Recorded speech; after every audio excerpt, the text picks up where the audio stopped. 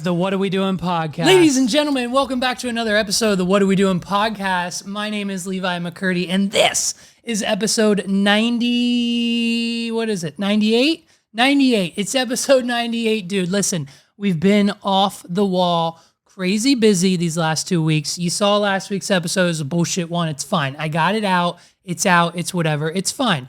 As of this very moment, Megs and I are on our way to the Dominican Republic, as most of you know. So we had to get this episode out. We're recording a little bit early this week, and I'm joined by none other than my best friend on the entire planet. Paulie Walnuts is here. Paul McBride, host of the High Cheese podcast. What's up, buddy? How you doing?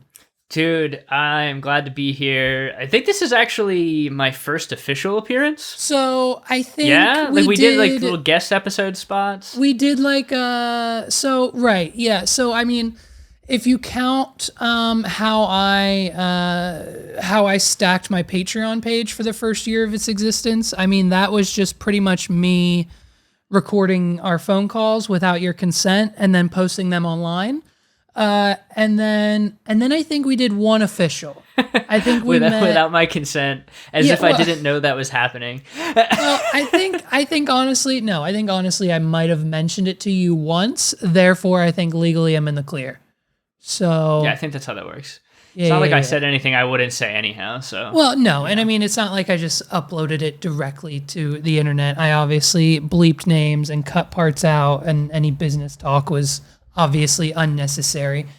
But yeah, no. And then I think you were on an episode when we were testing Riverside FM, which is one of the worst platforms for recording ever. I forgot we did that one. That was just like a random episode. We just like riffed on stuff in the news. Yeah, that was a while ago. Well, which is last summer? It's kind of essentially what we're doing today. Yeah.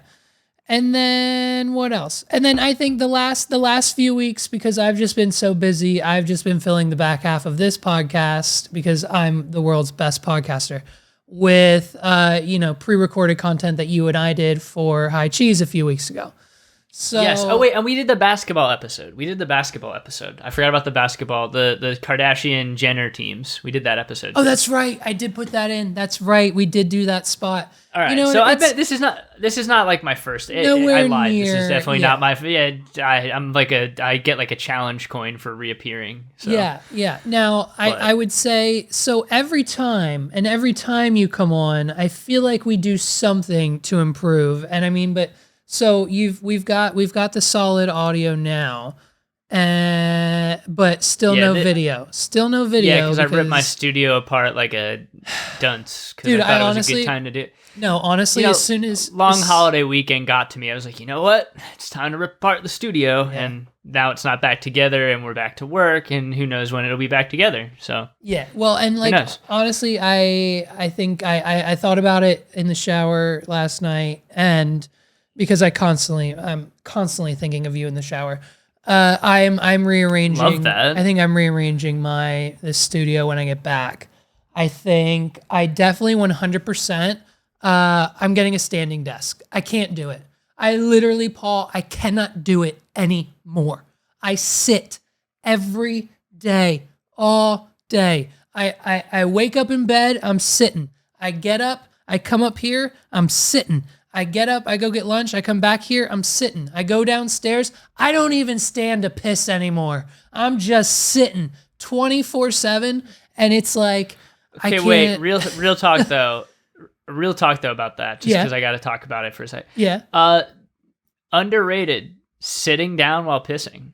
Oh, yeah. Oh, totally underrated. Well, because you can be on your phone, you're not making a mess. Yes, and yes. Because listen, growing up, two things. Main society, and I'll tell you how I grew up, but main society always told you, like, you're not a man. Men stand to pee, and women sit to pee, because women have vaginas, and men are men, and we stand to pee. And that's what society, right? That's what society would lead you to believe. My father, who just an OCD clean freak, like literally vacuums the entire house 3 times a day. Literally, maybe more now. I'm not sure if it's gotten worse or not. But so my father told me, hey, we don't stand to pee in this house. You know why? Because you're a little 10-year-old kid and you're going to be pissing on the seat, on the floor, on the wall, all over the fucking place. You're going to be pissing everywhere, and I don't want to clean it up. I've already got to clean up the house 6 times a day, and I don't want to have to wipe piss off the wall. So from now on, sit down. And then I just do it. Now I just do it. And honestly, it makes sense because too, we're potty training my son, and like we're not teaching him to sit. Like he sits. He sits on the potty. Doesn't matter what he does. He's only ever pissed on it once in like the last 8 months. It's fine. We're working on it. He's autistic. It's okay. But you know, he sits, and he's probably gonna continue to sit because guess what? Yeah, I'm my fucking father's son. I don't want to clean up your piss either. Dude, nobody wants to clean up piss. I mean, honestly, it's the worst. And like, dude, even in like a public restroom, like now, okay, I will never sit in a public restroom because usually people have pissed all over the seat. Yes. And that's horrible. Yes. And no one wants that. Yes. And that is why at home, I definitely don't want to have piss all over my seat. Bro. Just it's that simple. Can I tell so when you mentioned that, before we ADD too far, yes to standing desk. Yes. I've thought about it myself. Yes. But I just wanted to take the quick aside to like, if we're talking about standing and sitting, the one time where sitting is preferred, in my opinion, that traditionally, colloquially, look at that word, we're supposed to stand as men, and I'm not for it. I like to sit. I like to sit when I go to the bathroom. It makes my life better. It makes everything cleaner, and also I get a little extra phone time, you know, because we need that. We need to be on our phones more. Yeah, of course. Well, of course, right, of course. Well, and my son's school, all the desks that all the people use in the building, they're standing desks, but no one stands. I have not seen one person in the building stand, and I have to go every week for a parent meeting, and we drop them off and we do whatever. They're all sitting at them, so I'm trying to just steal one from them. I'm gonna talk to Miss Liz and see if we can't make a deal. Yeah, can we get a standing desk for home? I mean, so I don't have a standing desk now, but I have interest in probably replacing it at some point with that, just because it is nice. I mean, you and I both work on the computer all day, and your back, the posture's horrible. Dude, I haven't, and I feel lethargic from sitting. You know, we haven't been to the chiropractor in like a month. I think we're definitely going tomorrow before the trip. Great call before hopping on a plane. Oh, for sure. And I'm sure, you know what? And you want to know what? I'm going to be, I don't want to say it's going to be 100% reverse, but I say 50-50 standing and walking versus sitting on vacation. Because, you know, we're going to want to walk on the beach. We're going to walk around the resort. We got to walk to dinner. We got to walk to lunch. We got to walk here. We got to walk to our room.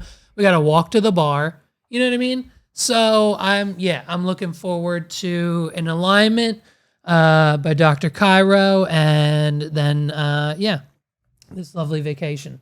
So yeah, man, I'm gonna get a standing desk, rearrange this thing. I think honestly, I might be going every other podcast curtain background. What do you think? Ooh, like a curtain with some uplight, Yes. like. All right, yeah, that'd be sweet. That'd Now, be very. so now, okay, let me So, ask so you you'll still this. have your Funko backdrop. You'll still have all your pictures and your signs and stuff, but you'll have like an episode here and there where you get just like a Dracula backdrop, like we did last week when we were shooting. Actually, a Dracula backdrop. No, You just no. I'm not thinking that, like not that type of curtain. Okay, no. sorry. I'm thinking like remove the Funko Pops entirely. Like the background behind me will be just like either a curtain, like, you know, like a theater curtain, kind of, you know, like what Joe Rogan has, what Theo Vaughn has, what pretty much every podcast has. And then like some I think like Delia's is like a curtain, but then it's open a little bit, so what's directly behind him is like a shiplap wall or whatever. So I was thinking that as the flat background, and then maybe beside or maybe on the desk would be like a shelf from like IKEA or something with like one Funko Pop and a plant, maybe a picture on the other shelf, and then like one thing below it. Minimalistic. So much more minimalist Levi. Yes. Yeah, Not I dig tumultuous. that. Minimalistic. Oh my gosh, we're just throwing that word around. Yeah, no, I dig that. That'd be cool.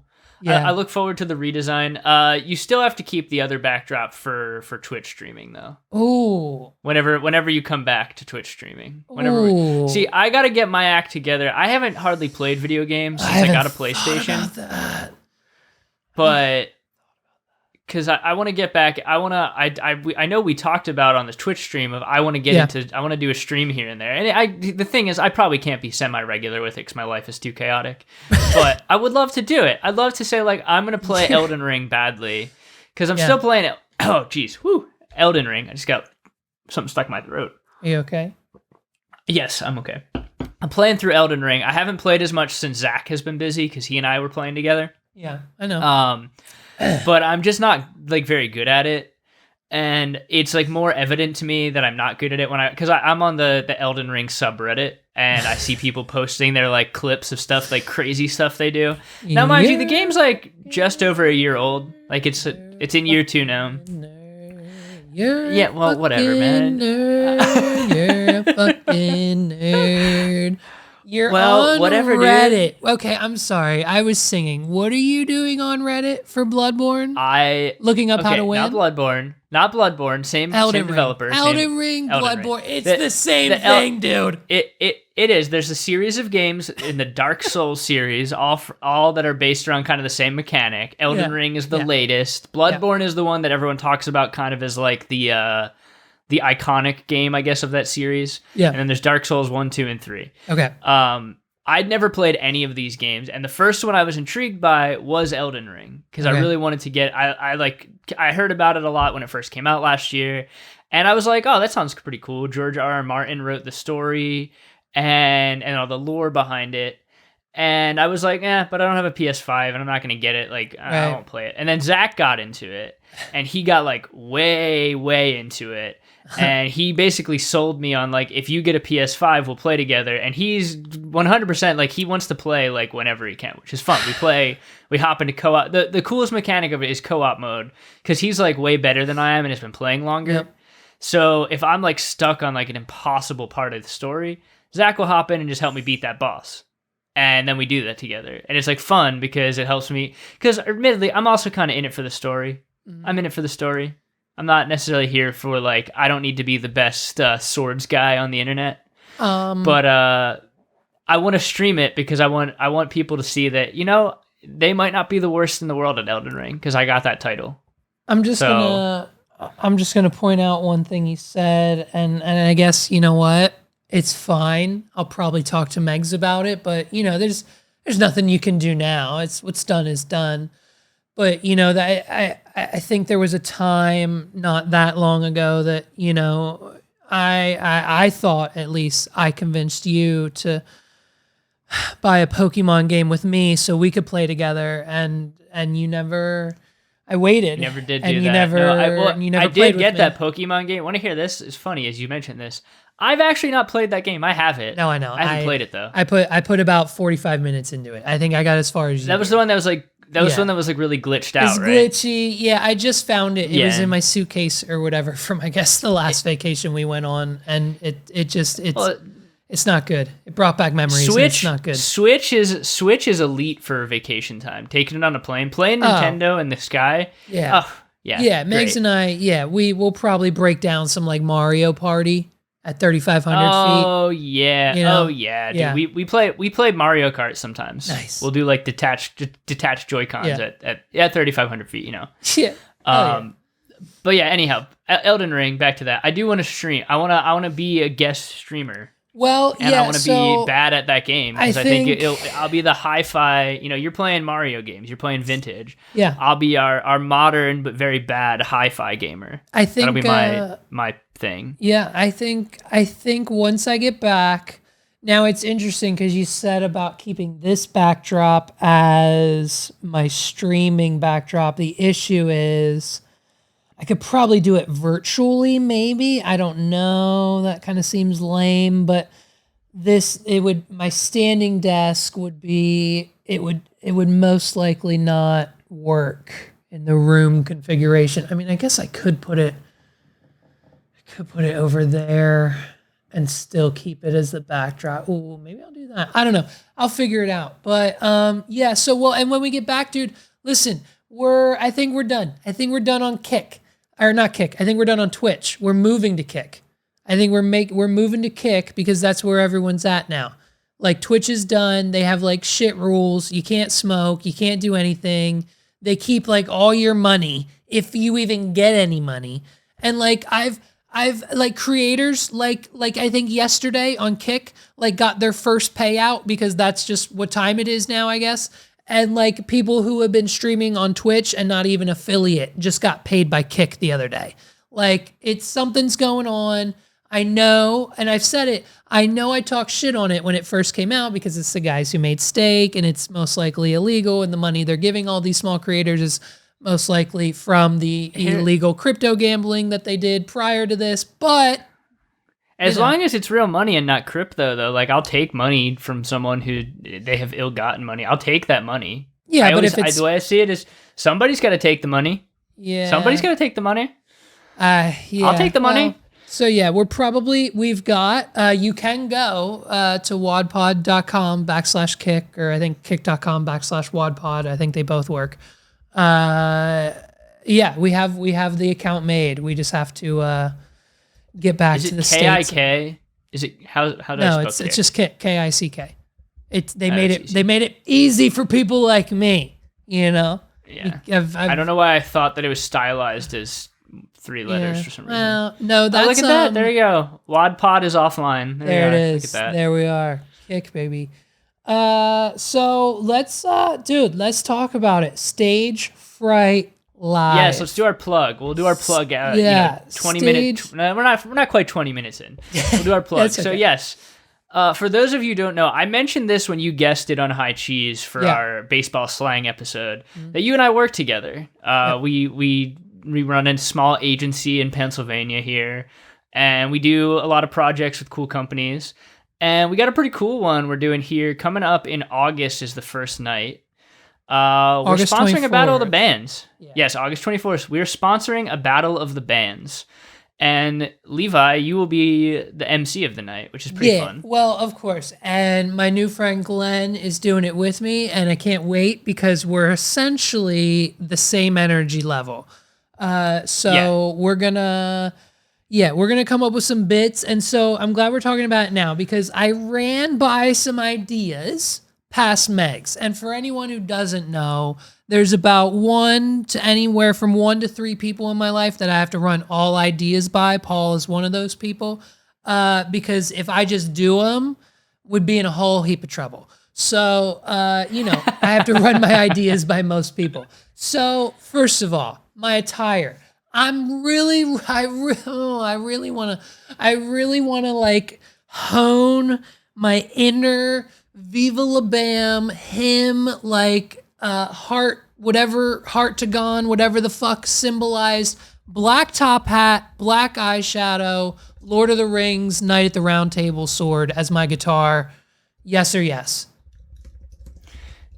Wait, repeat that. I just gotta picture it more in my head. Hold on. Okay, hold on. Let me see if I can find you. Gotham. Let me see if I can find you a picture of exactly what I'm going for.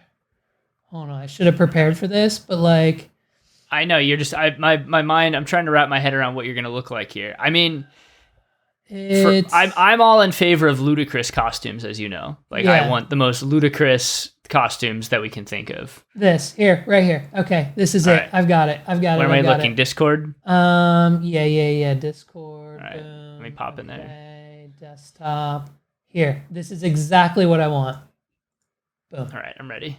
I'll have a picture on the screen. Okay. Here, you look like there's a music video. Oh gosh, this is me being like an emo kid from the 2000s. Yeah. The music video for the band The Used. All That I've Got is what this gives. Here. This vibe. Here's the screenshot from the video. Here you go. Here, I'm literally, that's The Used, the band The Used. There you go. Yeah. That's cool. Yeah, you could rock that, dude. You'd fit in. I mean, based on the submissions we got so far, we got some heavier music, it seems like, the first few submissions. Okay. Got a couple. I mean, I'm pretty stoked, actually, about the lineup that's starting to shape up over the last few days, especially. We got some bands. It'll be fun. And I feel like you would fit in with the vibe. If you were dressed like this, you would fit the vibe of like harder music. I'm not sure, it might shake out that we have some like more folk music in there. I'm not sure. Right now we just got hardcore music, so you'll fit in with that look. So I'm thinking that. I think I'm gonna do that for opening night, and then if we didn't mention 3-night event. First night's August 24th. Second night is. I want to say September 12th, but I am looking at the website that we built. It says... Jamie's pulling it up. September 14th, and the finale is October 12th. Listen, all these details... I mix up my days. All these details are at stagefrightlive.com. It'll be on the screen, too, and in the description down below. But, so, yeah, man. So, I think I'm going, like, goth rock night 1. And then night 2, I'm thinking just like straight, maybe like black jeans, skinny jeans, maybe like black tank top, and like just, maybe like an actual guitar around my back. Okay. And then final night, obviously, we're probably, I don't know if this is official yet. Don't take my word for it, but we're probably doing a costume contest. I'm thinking probably just gonna rock the spacesuit, or I've got a butter costume down there. I could be a stick of butter because listen, I'm fucking 9 times out of 10 I'm on a roll. Okay, so it makes sense. Oh wow, that was the daddiest joke. Wow. Okay, well, wow. I mean, I like it. You're a dad. You're a dad. It's fine. Opening. Here's my opening. I'm imagining this. The lights are black. Stage is completely black. And I'm set up, in my top hat and my eye makeup and everything. I'm on the drums. And then over, the sound system, whatever, we turn on, I forget exactly what song it is. I'll send it to you later. I think it's Keep Away or something like that. It's a Godsmack song. And it starts with like a dun dun dun dun dun dun dun, and then get back. And then as soon as it says get back, I want the fucking lights to go crazy, and I'm gonna be on the fucking drums, not actually playing them because I don't know how to do shit, whatever. I'm gonna be back there, and then I'll drop the sticks. I'll come up to the microphone and I'll be like, "Can you feel I'm the life inside of you?" And then we'll cut the music, and I'll be like, "Stage Fright Live, what the fuck is up?" And that'll be the opening of the show. Me just covering the song. What's Glenn doing? Glenn, I'm not sure yet. In this situation, he might be maybe he'll be my guitar player, maybe. And then like we could both walk up to the mics. Ooh, I like that. I'm on the drums, Glenn's on the guitar. We walk up to the mics, we do a little like lip sing, and then boom, we open the show. I mean, I dig that. I feel like the more fun we have with it, the more fun it's going to be for everyone. And then I'm thinking the whole idea here. Yeah. The whole idea. I'll get back to the bit. One sec. Go. One sec. Yeah. I just want to finish our plug because we like started the plug. The whole idea here is if you're listening to this and you're a band in PA and you want to come try to be part of Stage Fright, you can submit at stagefrightlive.com. There's a whole section on band registration, the rules, how it works. What the deadline I think is July 23rd to submit this month. Yeah. Is that correct? Yep. So you got to submit by a couple weeks from now. And if you're a band, sign up. If you think you have what it takes to win, there's some really great prizes. We'll build you a micro website. You're going to get some store credit from Gator at Tone Tailors. You're going to get a single recorded at Here, a studio in Lancaster. And then we got some big vendors too. We got DPA microphones, Gator, Daddario. We're looking for some more. So there's like some pretty cool prizes to win. Did you mention Springhouse? Springhouse Brewing is also a sponsor, but they're not giving away anything. And we're getting, Yeah, but they're here. So we got some cool sponsors. So if you're a band and want to submit, go to Stage Fright Live. If you're a sponsor and you're listening to this and you're like, oh man, I'd love to like have some of my merch, or I'd love to put something into the prize basket and get my name out there, also go to the stagefrightlive.com and click on Become a Sponsor and read what we got for you.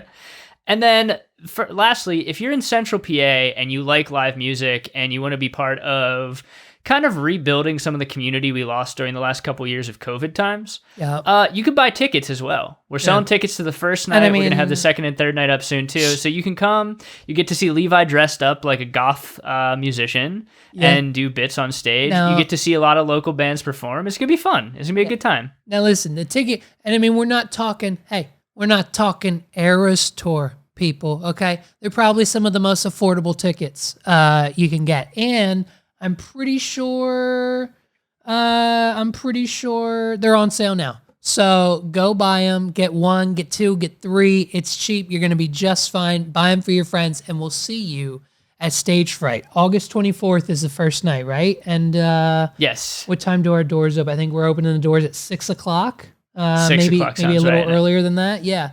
6 o'clock. Man, band registration open now. Tickets on sale now. Become a sponsor now.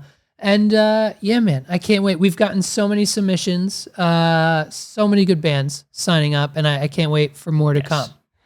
Wait, and also if we, just because I got to make the pitch for you, if you or anyone you know has contacts at Liquid Death and you're interested in sponsoring a local Battle of the Bands at a really great venue at Rocklit, it's Mickey's Black Box. Mickey's Black Box. I don't think we mentioned where it's at in Lidditz. Yes.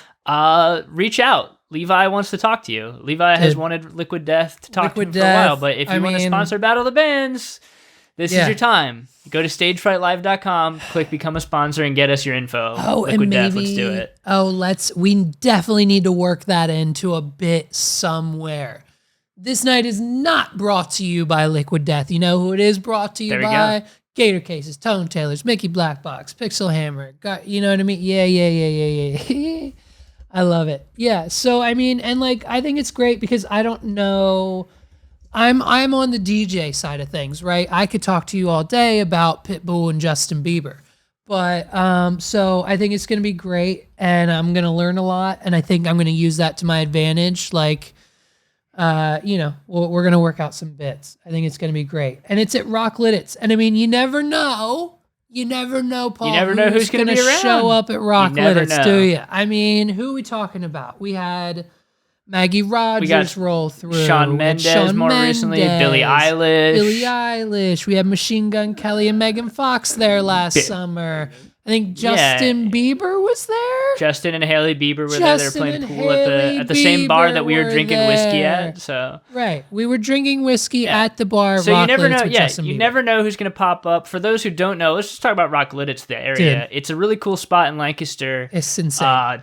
That basically, if you are a musician who does nationwide tours, there's a good chance that you're going to start your journey at Rock Lidditz in Lancaster County, Pennsylvania, which is so fun. It's like such a crazy thing that it's here, because they build the whole stage set of like your pyrotechnics, your fly rig, your stage itself, and they have this campus where the bands can rehearse on the stage and with their pyrotechnics and their speakers and the whole thing that's going to be what their live show is, but in a completely controlled environment where they're able to kind of work out like their choreography, how things work.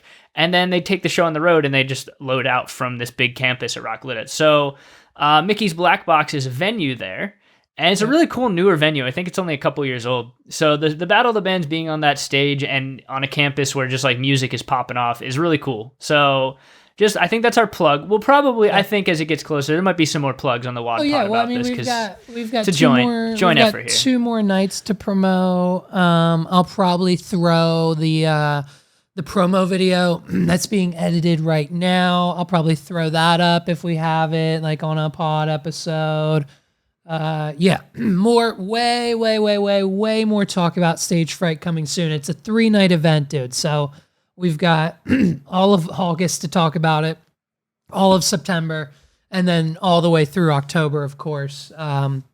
So I can't wait. The best month of the year. So the best month of the year. Dude, and then that week for us is going to be insane. So, yes, we'll probably have to do a podcast at the end of that week just to talk about how fun our week was. Dude, we're gonna have to do that.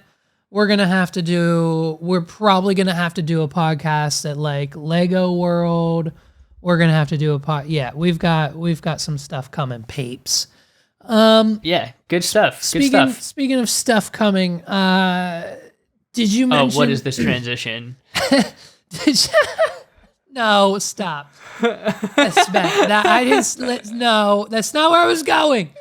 I didn't know where you were going. I got really scared.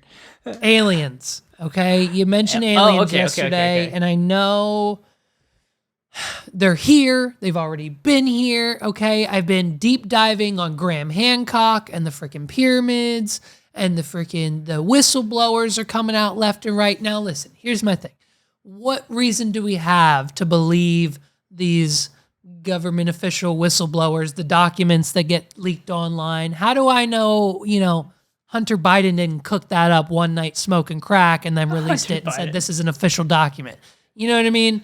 Like, I don't know. Well, I personally, I've always been interested in aliens. Admittedly, yep. I have not done too much of a deep dive. It's not something where I've spent because you know how I deep dive on things. This is not one I've a deep dive. I generally believe there have to be some sort of extraterrestrials, because the fact that we're the only sentient things that think in the whole entire universe, that we don't even know how far it stretches, that's just too ludicrous for me to assume that we're the only thing around. That's a little nuts. Yeah. So I believe in extraterrestrials. Whether they've been here or not, I'm not sure where I land on that either at this stage. I'm not sure. Yep. I know I actually have to read a really long thing that was sent to me from Zach, our friend Zach. Right, yeah. No, he sent me something this morning that's from the late 2000s to mid 2010s. It's from the aliens community on Reddit. So I'll report back on that. We can do an update here. It was it's something that's going to take me an hour and a half to read based on how long it was. Okay. So I didn't read that yet. But I just listened to a podcast I regularly listen to called TrueAnon, where they had a rule. They've had a rule since the beginning of the podcast that they were never going to talk about aliens. Oh. And then they did a UFO episode last week because I guess with all the disclosure and everything going on, they decided, this was from June 29th, this episode, that they're doing an episode on UFOs. And it was interesting because they had on two guest hosts, one of which was a guy who knows a lot about the intelligence community, especially since there's been so many classified documents being declassified about this. And then they had another guy who's been studying UFOs for a long time and the phenomenon of UFOs. Yeah. And they kind of talked about it in an interesting way that I thought you'd appreciate, so they talked about how UFOs in general sort of can be used as a stand-in for belief in a higher power for people. Yeah. Because it sort of has that same conspiratorial, something beyond us vibe to it that you get of how it works. The other thing I found interesting, do you remember the video that came out, I think last year or maybe 2020, that was they recorded it in 2017 and it showed a little blip moving really fast in a way that didn't make sense? Yeah. Remember that one? Yep. Yeah. Well, so they described that, they talked about that one in particular, because that was recorded on, I would believe they called a FLIR camera, which is a thermal camera. Yeah. And it looked crazy. I mean, I remember seeing it and being whoa, that's got to be a spaceship. Nothing moves that way. But the one host was hey, I just want you guys to know. So that looked crazy, right? It changed directions. It moved super fast. That was only about 40 miles per hour.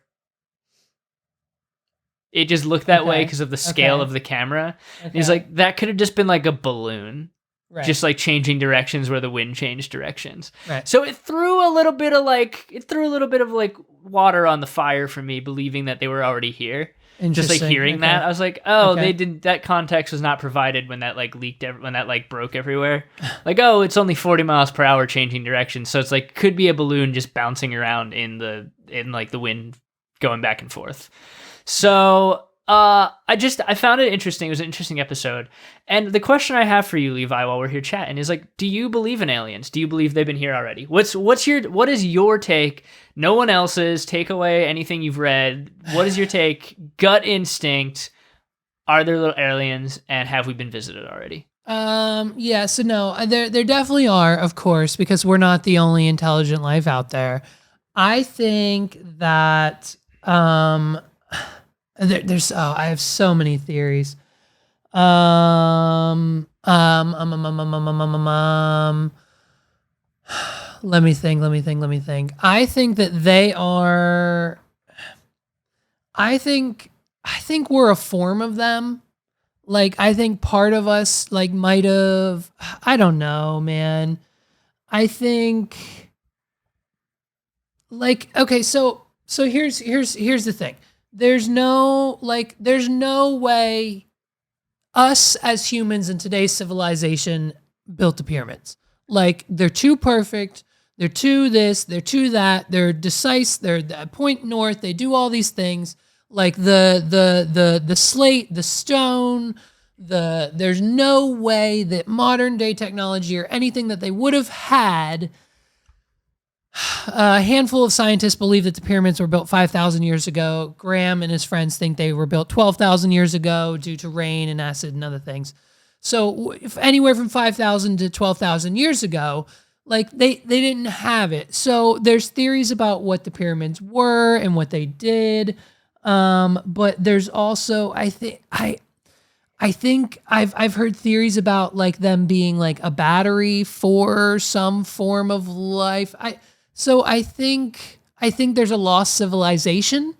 I think that if they had the technology back then to build the pyramids the way they did, they had the technology to, use element 151 or whatever to perpetuate a vehicle without the defiance of gravity, or whatever Bob Lazar was allegedly working on. And so so apparently these leaked documents say what? We have multiple governments, including our own, have crafts and bodies found within them. Like, correct? That's what I'm to believe. Is that what's going on? I don't know about bodies. Hold on. Okay. Maybe it was just crafts. I assumed it was. I know crafts is one that we talk about a lot. Okay. Now, there's a lot of people who think that the crafts are just like, so it why does it always come back to Nazis? But a lot of people think a lot of the things that have been found, because UFOs go back to like World War II era of basically like shortly after we started flying, we started to see UFOs, which makes sense because we weren't in the sky. Yeah. The other thing on the TrueAnon guest, and I can't remember the two guest names, so I'll send them to you afterwards. We can like just link to that episode if we want, because it's an interesting episode. Just like kind of examining this with like a sober mindset as opposed to like just assuming everything is true. Yeah. But they were talking about how UFOs generally seem to appear in like earnest around the time, and this is kind of a phenomenon that I hate talking about, but like you're familiar with the idea of like when stuff happens in the news, what are we not paying attention to? Which is like a very common thing nowadays of like, it's blah, right. Blah, blah, blah. And I mean, let's just be clear. Like CNN, like Hunter Biden Fox, pops up every no time the Supreme Court does something awful, and it's like, oh, well, why are we talking about Hunter Biden and not like this awful thing that is ruining everyone's life? Actually, like, what are we doing?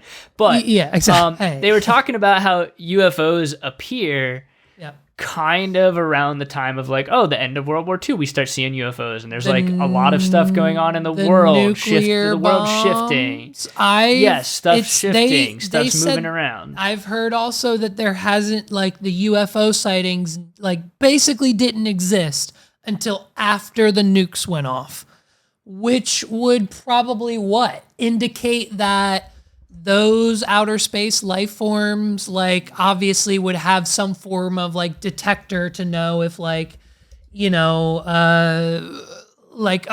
happened? We're seeing all that radion, like whatever. And so like they come and check it out to make sure, it's not an act of war, like a galaxy act of war. Like, how much truth I think do you think? The nuclear bomb was 1945, which was in New Mexico. And then the first UFO sighting was in 1947, I think. Yeah. I think that's the one. There's also a lot of weird stuff that happened with that. Like I think there was like a plane crashed while they were trying to carry the parts of that UFO.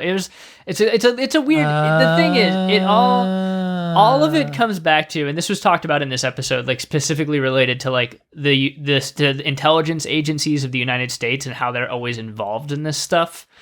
And like the CIA like formed up around this time, and like all these things like sort of like all coalesce at the same time. So there's like inherently conspiracy theory built around UFOs because of the fact that it's like during the Cold War is like the height of UFO stuff, which like everything in the whole world was insane during that time.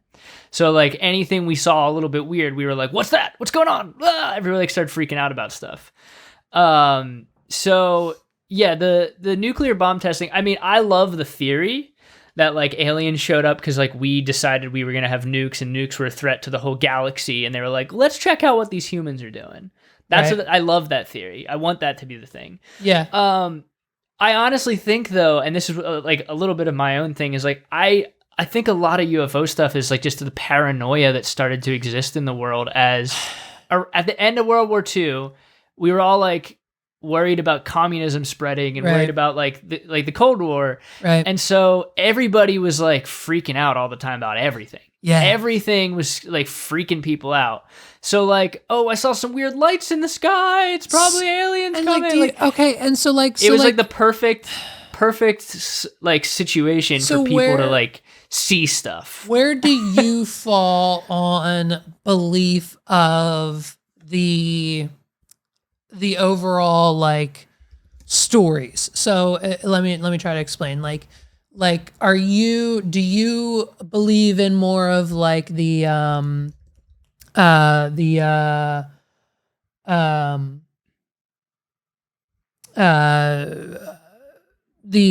God, what's his name? Fuck, damn it. Who's the Ghostbusters guy?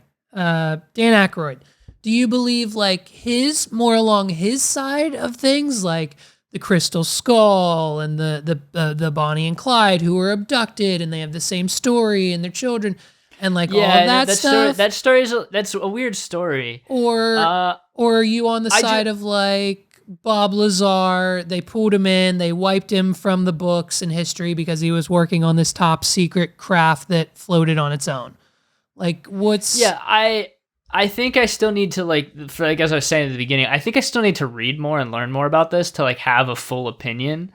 Cause like I'm only recently starting to be like more interested and invested in it because it's like become, well, because I pay attention to stuff adjacently until it's like, oh, I should probably pay more attention to this. And now everybody's talking about this in like a way where it was kind of popular in the 90s because of like stuff like X-Files and things like that like brought the idea of like, oh wait, maybe aliens are actually real and we just like they live among us. There's also a theory, and this one is one I actually think is kind of intriguing. And I don't, the Bob Lazar thing, I know the name and I know the like idea. He was like in the 80s, right? That was like an 80s era UFO type thing. Yeah. Like he was like trying to reverse engineer. Yeah. So he was trying to like build a spaceship, right? That's what he was trying to do. If I remember correctly. They had the craft, but they didn't understand how it worked, what it was, how it floated, the perpetual system within it, we gotta get a like deeper dive episode just on this with Zach because he's like so well read on this. Yeah, he's so well I want it to happen. So we're gonna we gotta bring Zach on. But I think where I land is just to like finish my thought. Yeah, I kind of land on. I think there's probably in every story there's a bit of truth. I also think a lot of it just goes along with each time one of these things happens, it's like there's other stuff going on. And not that it's like when this happens, they're trying to distract us, but I think like the national temperature for craziness, right? Usually when UFO stuff becomes like widespread, is generally pretty high already. We're already a little on edge. So it's like, we almost want there to be something else going on. Well, right, like it's yeah. And I mean, so, but like, bro, I just asked you yesterday, bro, we have the Space Force now. It's a thing. We're on The Price is Right with it. We're doing fucking like, and so, right, correct me if I'm wrong, but their daily, I don't know, task or job or whatever they're supposed to do is what? Looking through telescopes, trying to find aliens and make sure the International Space Station didn't get blown up? I mean, I think that's... So, I looked this up after you said it yesterday because I knew that the Space Force existed, but I literally spent 0% time caring about it. I also watched the first episode of the Netflix comedy about it. Okay. Not very funny. Thought it'd be funny because the cast was incredible. Just not very funny. The one with Steve Carell? Yeah, Steve Carell, Ben Schwartz, John it's not Malkovich. funny. Great cast. Yeah, it was all the jokes felt really forced. Okay. But Russia's had a space force since the 90s. Oh. There was a Russian Space Force. I think it like doesn't. I can't remember if it exists anymore. I read like a little bit yesterday after we talked about this briefly. But yeah, it's the fact that it exists is either one of two things. One, the government as a whole knows something about aliens we don't, or we just like needed to spend extra money on the military, so we build a new thing. Right. Like one of that's always like a possibility. Okay. Like I always take the rational approach of like maybe we just wanted to spend more money and we just decided we needed to get more money funneled somewhere and we would keep that budget next year. So we did this. Do you think do you think oh man, they definitely wouldn't let me do it, right? I would love to like film. I would love to go into an Army recruitment office and be like, "Hey, I want to sign up for the Space Force. I want to be I'm talking Will Smith. I'm talking that other guy from Jurassic Park. I'm talking, I want to be flying in space, dropping bombs in the mothership. I want to be Guardians of the Galaxy. Look at me, I'm Chris Pratt. Sign me up. Where do I sign?" And like totally bitify it, but like be 100% serious and just get their reaction. I would love to know what they say to people who come into the office and say, "I want to be in the Space Force." And I can only imagine their response would have to be, "Well, there's we have some other branches of the military. There's the Army, there's the Air Force. Now, if you want to fly, we can get you into the Air Force today." Like they probably don't even. Do you think they even mention Space Force at the recruitment offices? Like, how do you even sign up? I need to know. And if you do sign up, does it come with a direct invite to Mar-a-Lago? Like, do you get to go there immediately after you sign up and then Donald Trump shakes your hand and then you're in? Dude, you can apply online. I'm going to send you this submission right now. Here you go. Let's How to sign become up. It's the USSF, the U.S. Space Force. I'm sending it to you right now. USSF, dude. This is how you join they're called Guardians. They're called Guardians. They're called Guardians. They're literally Guardians of the Galaxy. Yep. Oh my God. Yep. Dude, I'm telling you, we were watching Price is Right last night, and Lil Buddy comes on, and Drew's like, "Oh, what branch of the military?" And he's like, "Oh, Drew, I'm part of the Space Force." And Drew goes, "Oh, congratulations, Guardian." And like, I paused it. I turned to my fiance, and I said, "Hey, what did Drew Carey just say?" Now listen, I know that Drew Carey is the worst choice that they could have picked for The Price is Right. His humor sucks. His jokes suck. No one laughs. It's forced every time. He's the fucking worst. I want him off the show entirely. So when I heard him say, "Oh, thank you for your service, Guardian," I thought it was a joke. And I literally How would you not? How would you not think it's a joke? It feels like a joke. It feels like a joke. How? Oh my God. Paul? What is this? There's music. Oh, wait, there's music. There's music in the background. Do you hear it? I do. Ah! I need this MP3. Wow, Space Force. Is this what you hear when you're in space?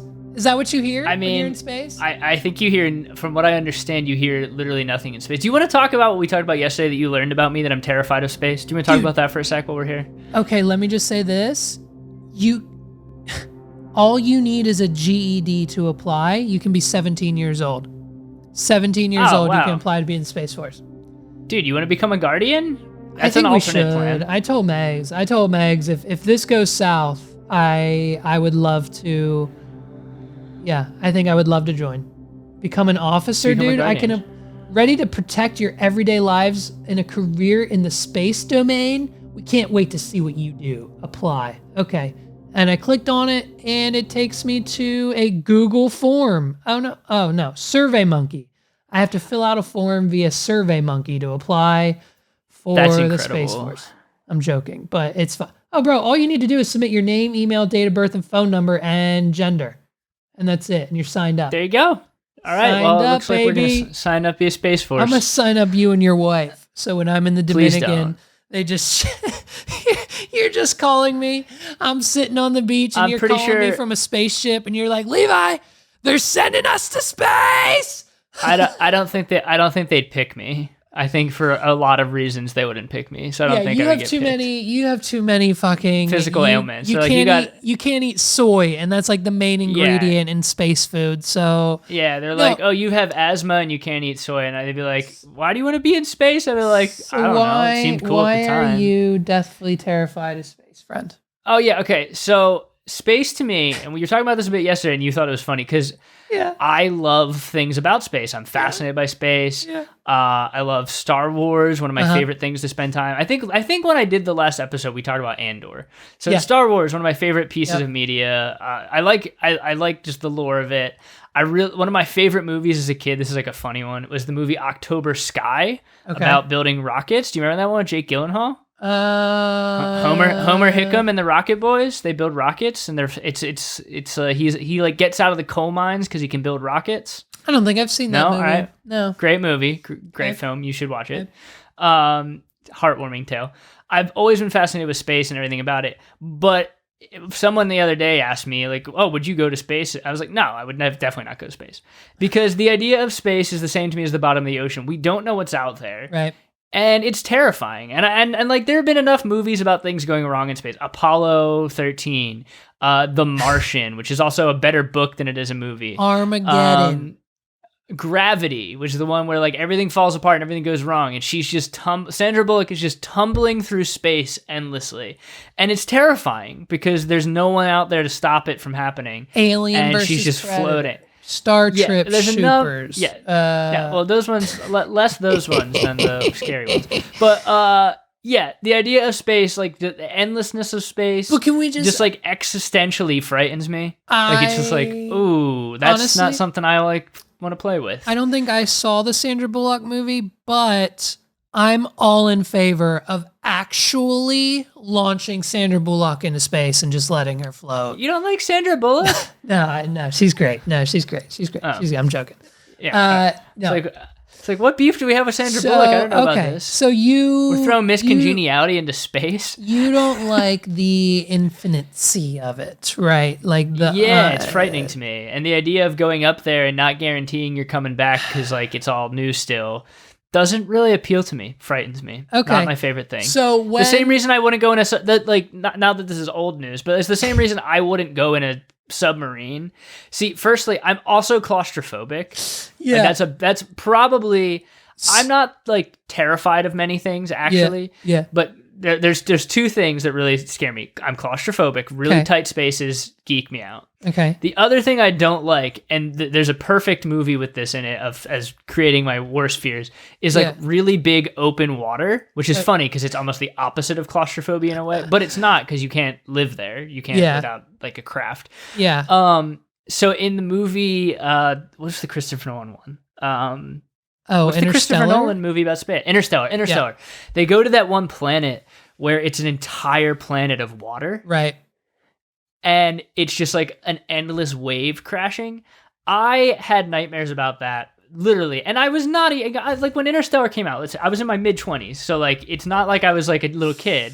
Came out, I was 24 years old when Interstellar came out. Yeah. I watched that movie, and the night I watched it, I was up till 3 or 4 in the morning just thinking about that water planet and how terrifying it was. And then they come back from there to the space station, and like the other guy's like 30 years older because time was relative, and it's really sad. Horrible existential vibes. Everything about that. I was like, I don't need to go to space. I don't need to do it. Yeah. It's fine. Okay. So I don't need to do it. So, okay, let me ask you this.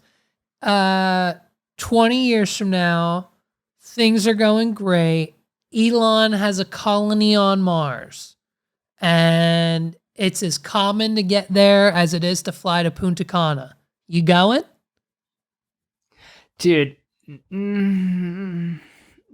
if it eventually, like it's one of those things. It's the same way I feel about like Neuralink. Like, okay, I'm not down to do it, but like in like 30 years, if somebody that's not Elon Musk did it, right. I'd be like, okay, like if it's not, there's when everyone has an iPhone, right? When everyone has an iPhone, we'll get one, kind of thing. Yeah. Like, and it's not all technology. Like, obviously, I'm like down to hop into new technology, but it's stuff like space travel and also things you put in your brain that I'm like, I'm not sure I want to do that.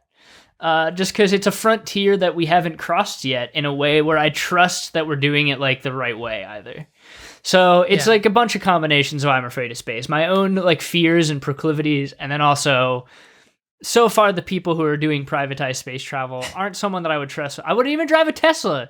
So I don't think that's right. That's right. Yeah, you won't I don't drive think I'm gonna Teslas, trust my life. dude. Yeah, I'm not going to trust my life to Teslas. that. Isn't that hilarious? That's right. I forgot. Yeah. Because you think they'll just explode as soon as you sit in the passenger seat. Enough of them have. I'm good. Enough? How many? Like 2, dude? What do you mean enough? Oh, way more than 2. I pass 10 Teslas every day on the road. What do you mean? There's a dealership 5 minutes from my house. Like I don't. None of them have exploded. You know what I mean?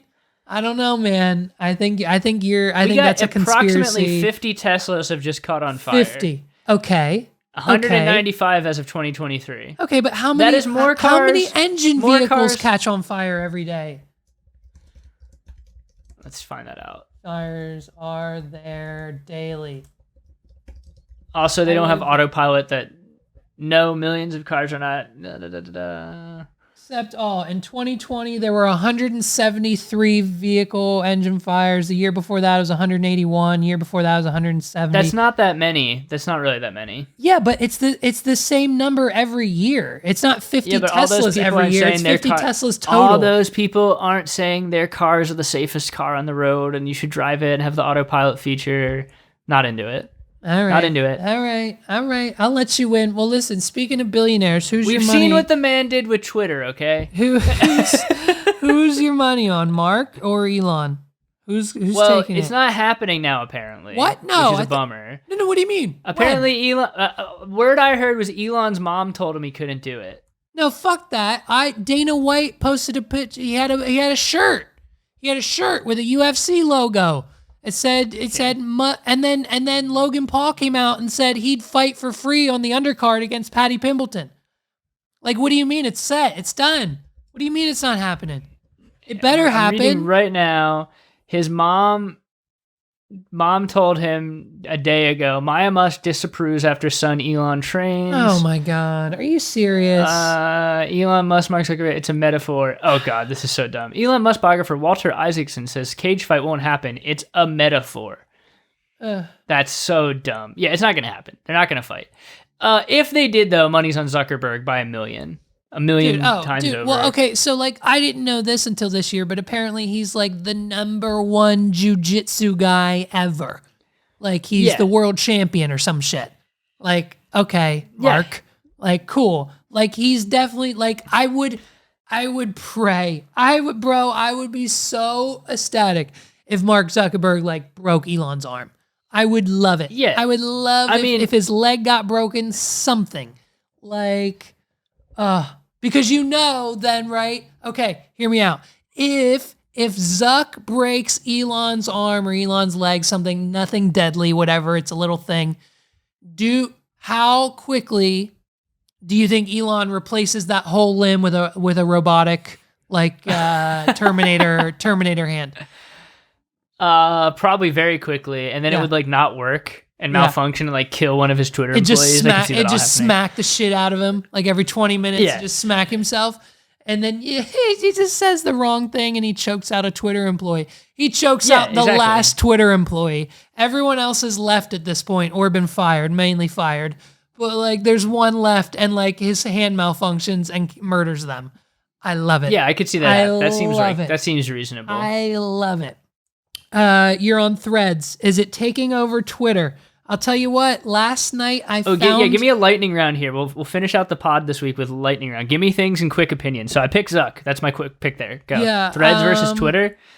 I've been bouncing back and forth. And I'm still on Twitter, and I think I'm still gonna be on Twitter more than Threads because it's the people I follow. My algorithm is great on Twitter, and honestly, all Threads is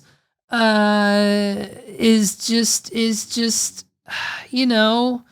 I don't know. I'm not sure about it yet. Well, so I'm also on Blue Sky because I got on there pretty early. I'm waiting for I might have an invite code I can send your way. Let me check on that. Oh, okay. I've been on there. It was like a time-based thing. You have to be on there for a certain amount of time before you get invite codes. Let me check. I haven't been on. So Blue Sky is cool. Blue Sky is just Twitter. Yeah. It's Twitter before everything was ads. And so I hopped in there. There's just not a lot of people on there yet because it's still invite based. So it's like, I do enjoy it. I follow like all my favorite Twitter personalities over there, and they're all posting over there. Yeah. But there's just not that many people there yet. Yeah. So I personally think that this is going to come down to, I think Threads has a good shot just because of the fact that you can pop from Instagram to it without doing anything. Like I could just click follow all my Instagram followers and it just moved it over. Right. I think Twitter, dude, like I think Twitter's got to be close to circling the drain for like the final time because the rate limiting thing last week was insane. Oh, the rate it was insane. limit, dude. The rate that was limit. Insane. Is that gone now? Or is that still a thing? Because I haven't seen anything about it. I've been on Twitter all day, every day, and no one, like I haven't hit my limit. And I'm sure I've scrolled past, 600 tweets. I don't know apparently the deal, I was like trying to read about this and I've listened to a few podcasts that mention it. Like apparently they like didn't pay a Google hosting bill or something. And that was part of what did that. It was like $1 billion thing. Like it doesn't like I saw a thing, and honestly, after I heard it, it makes sense because of what I do. Like there's no server load or any like you wouldn't limit your own database. The only reason you would limit people and seeing what they see is because of the data load and not paying your AWS bill or whatever they use to run it. So I think it was like, I'm pretty sure he owed the server company like a bunch of money. And, so instead, hey, we're going to stop loading these things so I can only pay, $1 per load instead of 30 per load, times 100 billion Twitter users. It's, $1 million a minute. So for, I'm not sure. I'm not sure what exactly the exact reasoning was behind there, but yeah, I feel like that's so. I don't think it's between Twitter and one of the competitors. I think it's probably one of the competitors taking the market share here. Yeah, because I think Twitter's like, I mean, the thing is, Twitter's also become so unusable because it's just like the no moderation is like. All of the ads are like e-girl games for like the horniest teenagers, and like it's just so bad, awful stuff. It's so bad. It's so bad, and like it's just terrible. So I was joking. Like the one thing I would pay for Twitter is to be able to limit how many tweets I can see, so I'm not on there as much. And they did that for free. Right. So it was honestly great. Thank you, Elon. You did the one thing I needed, which was get me off of this godforsaken website. And so I think it's probably going to come down to if Blue Sky. I don't think Mastodon's it because they've had years to try to be something. Mastodon's out. Blue Sky just needs to open, and if Blue Sky opens out wide, I think they'll get a bunch of people just because it's literally the same interface. It works just like Twitter did. Right. Threads, though, I'm intrigued to see how this works. Threads to me feels like how Facebook used to feel. Yeah. Like when Facebook was just status updates before Facebook was like the worst place on the planet as well. And here's my hot take, and I think this is honestly why I'm still gonna do Twitter. Because that's why I'm on Twitter. Because Dan, Christina, Christy, all these people who are now hopping on the Threads train who had, I'm not on Twitter. Twitter's dumb. I'm not going to Twitter. I'm not going to be on Twitter. Twitter's dumb. That's why I'm on Twitter, because those people aren't. And I can speak my mind without being judged. I can have different conversations over there. And if I want to see what you're doing with your son or your daughter or whatever on Instagram, I'll go look at your Instagram. But Twitter is my wild, wild west. And so now Threads is just my Instagram followers. So I'm going to be a little more cautious about what I post. on Threads, of course. I think Threads has some good marketing potential for like the fact that it is like I was seeing, and I have to like confirm this, but I'm seeing that like a lot of musicians are hopping into Threads, right? Because Twitter's broken for artists. It's just not. It's broken for artists. Yeah, but if Threads can kind of deliver that experience where you can like promote, like because I personally the one I post on the most is Instagram. Okay, right. And I usually use stories more than anything. I don't really post very often on like an actual post. And I think that's why they created Threads, because they know that. And Threads kind of just gives you a text-based version of stories. I mean, here's the issue. They had to release Reels to compete with TikTok or they would have died. Yep. Because the main feed's dead. So Reels killed the main feed. No one's posting pictures and videos on TikTok or on Instagram anymore. They're just posting Reels, whether it's images or not. It's stupid. And with the Twitter thing, it's like, well, we're done with Reels because guess what? Reels can't compete. No one watches Reels. Yeah, Facebook was hot for a minute, but now the numbers are back down again because everyone realizes TikTok's not going away.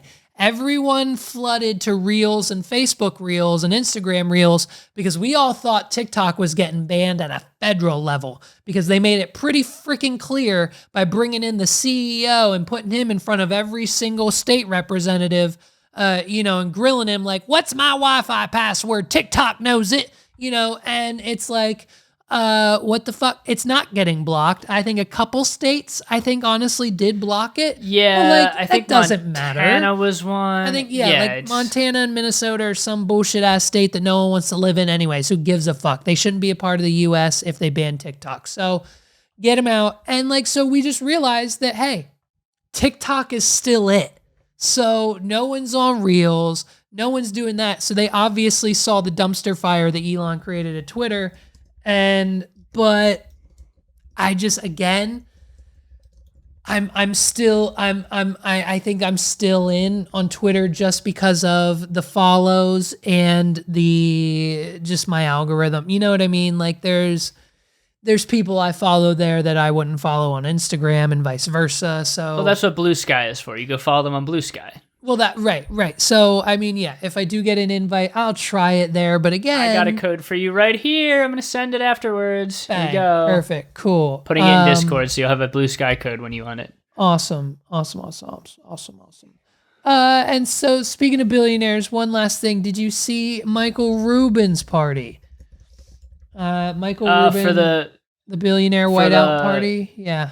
Yeah, all of the Sixers were there. Oh, okay, yeah. So I mean, everyone was there. I've got a list of some of them. You can give me the Sixers because you know me. I don't know any of those guys. But we had like Kim Kardashian, the Migos, Elton John, Tom Brady, Jennifer Kevin Lopez, Hart, Jack Harlow, Jay-Z, and Beyonce showed up. Leonardo DiCaprio was there. Unfortunately, his date was carded and asked to leave for being under 21. But Leonardo DiCaprio was there. Ben Affleck, J-Lo, and like the clone of Jennifer Gardner, who is Ben Affleck's daughter. And by the way, dude, Ben Affleck, miserable. The day he got back with J-Lo, I have not seen that man smile. That man has not smiled one time since he has been with Jennifer Lopez again, and I'm not entirely sure what's going on. Every other week, there's a TMZ article about them fighting, or like her like not agreeing with what he does, or like hitting him, or like being pissed, or it's just like, it's not, I don't get it. I don't understand it. I mean, I guess they're happy. I don't know. It's J-Lo. I mean, hey, she's got the butt. You know what I mean? You look at her ass, you smack it a couple times a day, and that's probably all the man needs. But other than that, it's like the man's miserable. I have not seen Ben Affleck smile. I haven't really seen him smile either, no. Oh, and of course, DJ Khaled was there taking pictures with everybody. I don't think I told you this. I got an invite, but unfortunately I couldn't go. My fucking embarrassment of a $20,000 Frenchie needed his anal glands expressed that day, so I had to go do that. Couldn't attend, but I heard it was an okay party. I heard it was okay. Yeah, no. Well, the big news, and this is my little sports corner. I love doing a sports corner for you because you don't follow them. Go. So James Harden, Sixers point guard for the last couple years.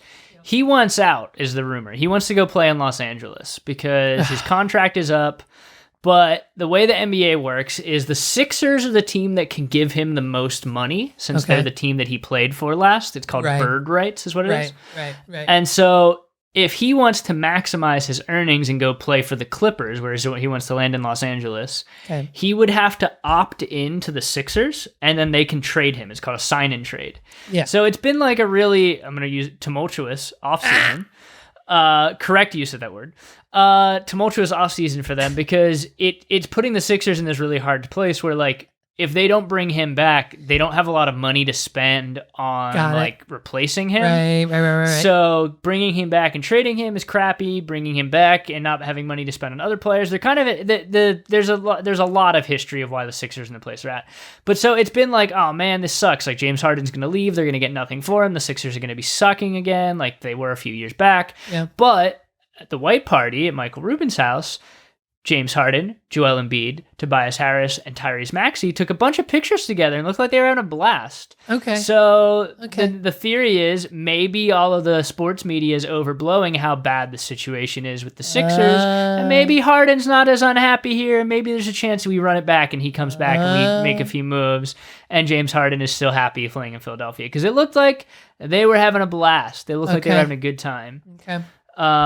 So we'll see. Well, we'll see what happens here. And speaking of James Corden was there. Late show, James Corden. Like, can we just? You mean Corden? Corbin. What is it? Corden. Yes. James Corden. Whatever the fuck, you know who I'm talking about. The chubby motherfucker from Britain. Can we not deport him? Like, can we get him out of this country? We're done with the show. Yeah, he gave us carpool karaoke and it was great. But like, other than that, like, I'm pretty sure he's racist and mean to like every wait staff worker on the planet. Like, he thinks they're the scum of the earth. So like, let's just get him out. Like, why is he at the party? He's not a billionaire, is he? I don't know. Maybe he is. I don't know. I don't like him. Get him out. It should have been me. It should have been me and you. We should have replaced James Corden with me and you. You know what I mean? I have a white shirt. Yeah, I mean, I've really soured on. I used to think James Corden was amusing, and now every time I see his face, I'm like, get away. Get away. Stop it. Stop it. You know what did it for me? You know what did it for me? And this is how bad it is because I didn't actually watch it. The movie Cats.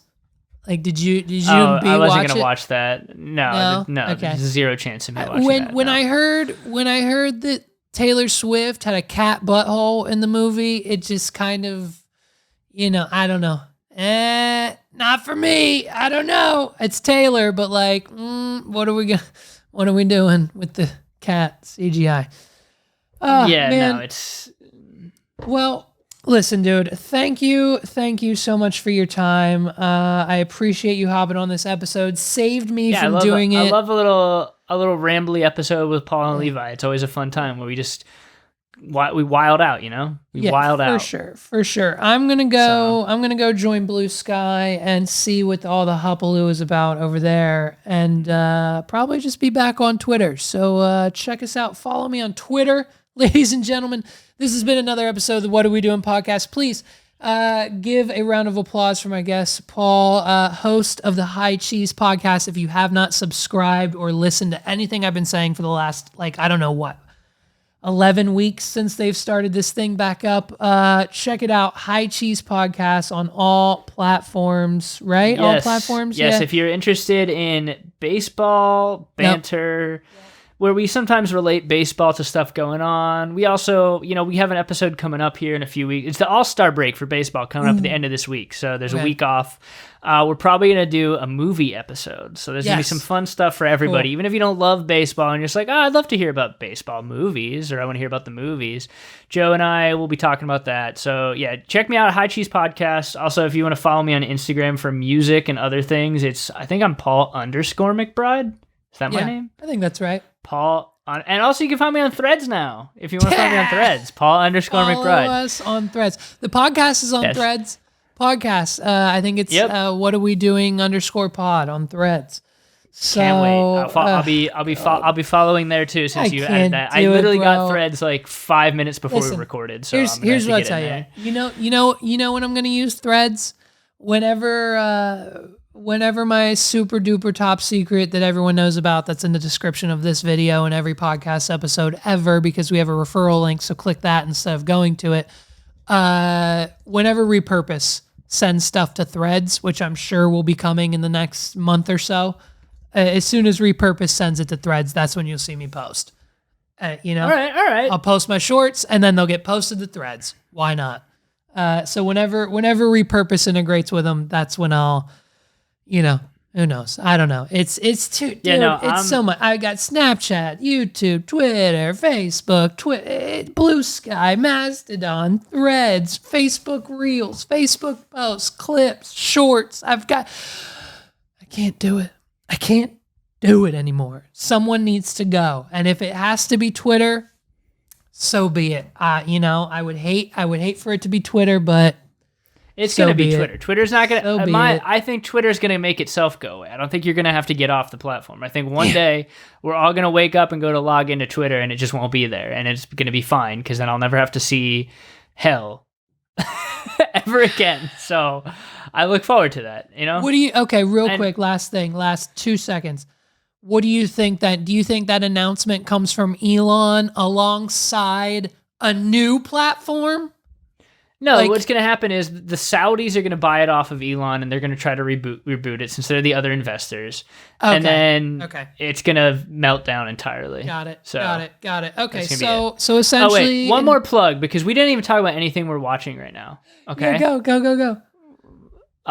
Just because we have to talk about this. Yeah. The Bear on Hulu. You have Hulu, right? Ooh. And my last thing, I just want to talk about it because I'm trying not to rip through it and binge it right now. Okay. All right, I really liked the first season. Second season, even better. The Bear is one of my favorite TV shows. I love a TV show that drops you into a world that you're like, it's not something you normally would be thinking about or caring about. And like the world of like a small boutique restaurant in Chicago is not something where I'd be like, oh, that sounds like a show I'd dig. But the characters, the writing, the cinematography, the way that they make Chicago a character, which is, I love shows when the backdrop of a city is the character. Like The Wire with Baltimore is one of my favorite HBO shows ever. The Bear on Hulu, just my like quick media corner, because I feel like every time we're on here we didn't talk about any TV shows or movies. So The Bear. So you know what? Season 2 just came out recently. It's so good. I'm so glad you brought that up, because when season 1 came out, I haven't watched any of it. When season 1 came out, I was like, ooh, Lip Gallagher, you sexy little man. Let's check this out. And then, you know, life, whatever, Gordon Ramsay show came on, and we obviously have to watch that over anything else. So we never got around to seeing it. And then I think like they're posting clips now on TikTok of season 2, obviously. And every TikTok I see of it, I'm like, I'm so intrigued. I'm so in love. I love him. And obviously I know like the premise, a family member of his passed away or died and had this restaurant and he came back. Yeah, the premise is his brother committed suicide. Yeah. Okay. His brother is actually played by John Bernthal, who's one of my John Bernthal's always an actor when he pops up in something. I'm like, oh, John Bernthal, he's in it. Ooh, yeah. So his brother underrated commits character suicide on The Walking Dead. Yeah, great actor. Yeah. Oh yeah. That I think we talked about that on my. Oh, we did a Walking Dead episode too in the car. We've done another episode together. That's right. That's right. All right. Anyhow, but yeah, John Bernthal is his brother. Yep. So his brother commits suicide, and we're kind of just like dropped into the world he's running his brother's restaurant, which is this like little hole in the wall Chicago restaurant that's known for its beef sandwiches called The Beef. Okay.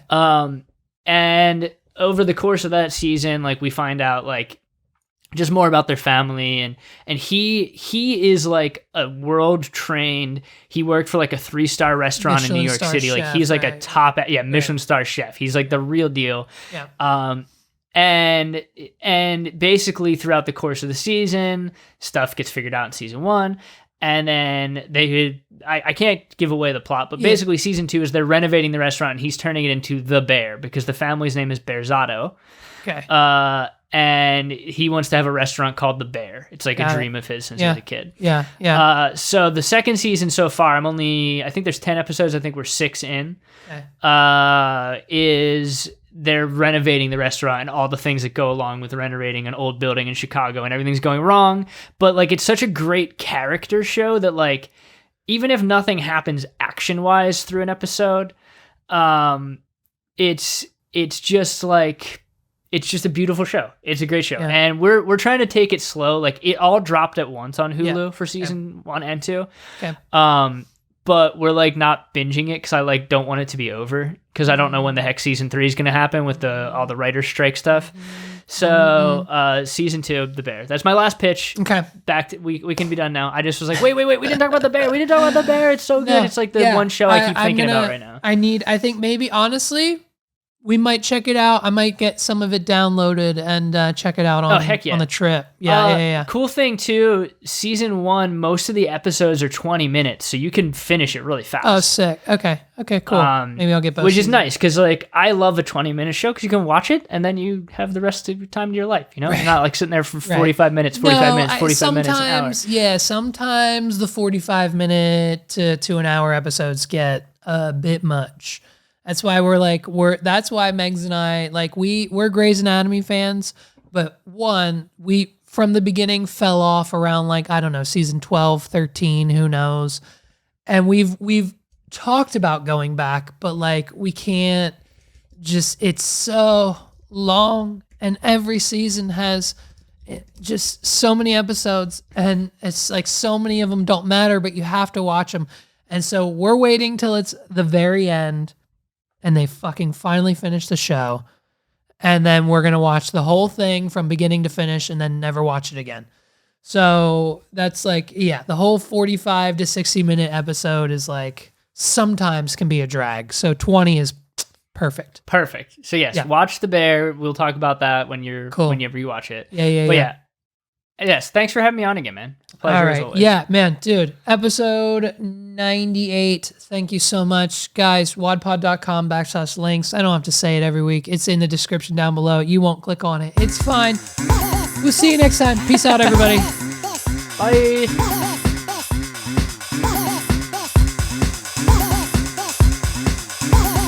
This is the What Are We Doing podcast.